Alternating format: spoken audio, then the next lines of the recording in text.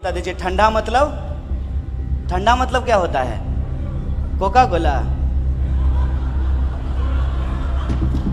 यही है, आप बस से जा रहे हो और कोई लड़का किसी लड़की को छेड़ रहा हो, अगर आप उसका विरोध खड़ा होकर के करेंगे तो छेड़ने वाला कहेगा नेता बनते हो, बहुत नेता बन रहे हो।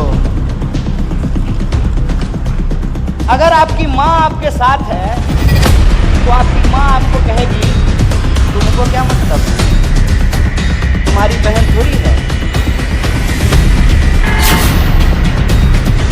कि ऐसी कौन सी बात है कि हमको पॉलिटिक्स में जाने से डिस्करेज किया जाता है?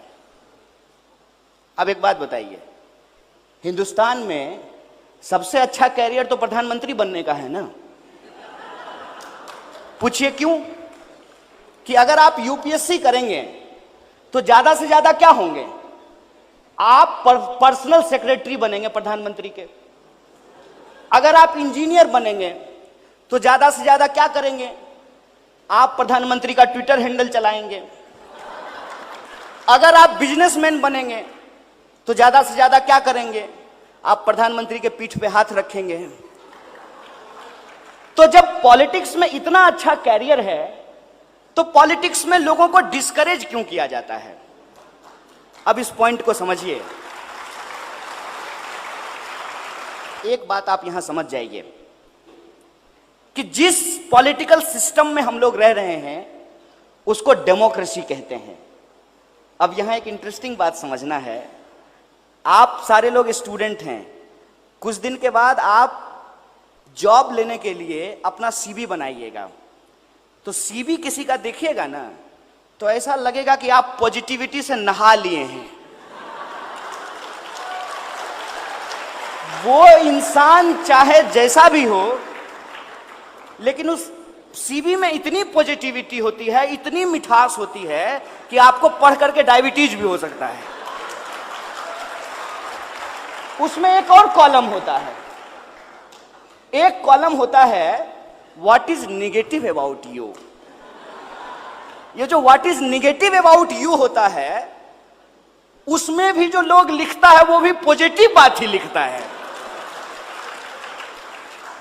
इंडियन सोसाइटी की हिपोक्रेसी यहीं पे समझ में आती है।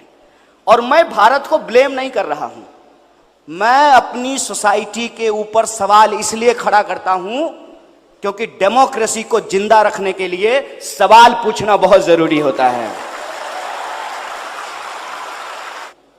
Democracy is not just about casting your vote. और आप देखेंगे कभी इलेक्शन आया है, रेडियो मिर्ची पे, रेड एफएम पे, एफएम गोल्ड पे, टेलीविजन पे, अखबार में, सब जगह करोड़ों रुपए का बजट बनाया जाएगा इलेक्शन कमीशन के द्वारा।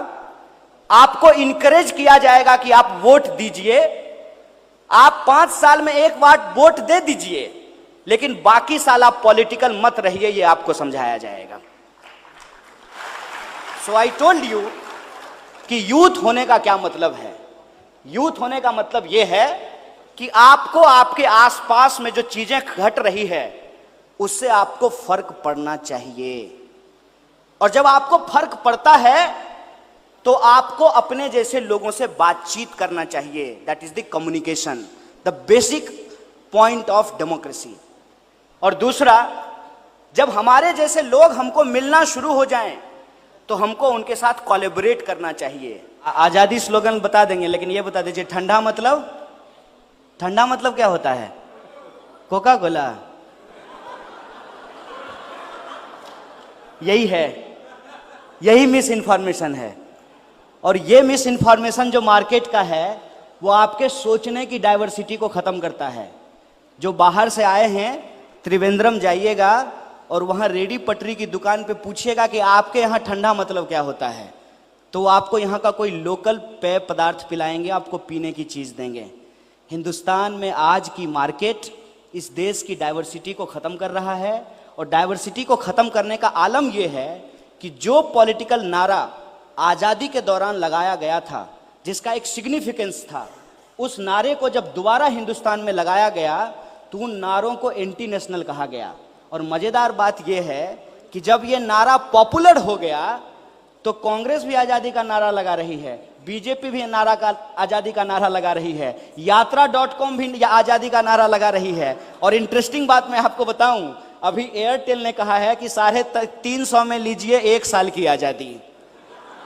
अब आपको तय करना है कि आपको कौन सी आजादी चाहिए। मैं समझता हूं कि आजाद देश में जो हमारे प्रॉब्लम्स हैं उस प्रॉब्लम्स से हमको आजादी चाहिए, देश से नहीं, देश में आजादी चाहिए।